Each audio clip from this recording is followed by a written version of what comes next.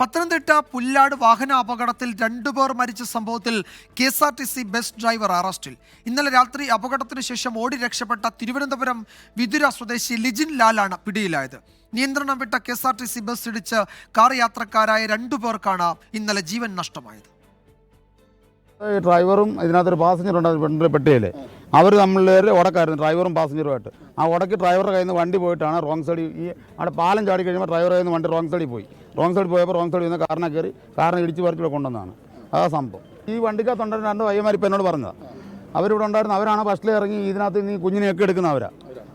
ഇന്നലെ രാത്രി 9:10 പുല്ലാട് മുട്ടമണ്ണിൽ വെച്ച് അപകടമുണ്ടായത്. അമിത വേഗത്തിൽ തെറ്റായ ദിശയിൽ നിന്ന് വന്ന KSRTC ബസ് കുമ്പനാട് വാടകയ്ക്ക് താമസിക്കുന്ന റാന്നി സ്വദേശികൾ സഞ്ചരിച്ച കാറിനെ ഇടിച്ചു തെറിപ്പിക്കുകയായിരുന്നു. കാർ അപകടത്തിൽ കാർ ഓടിച്ചിരുന്ന VG രാജനും ഭാര്യ റീന രാജനും മരിച്ചു.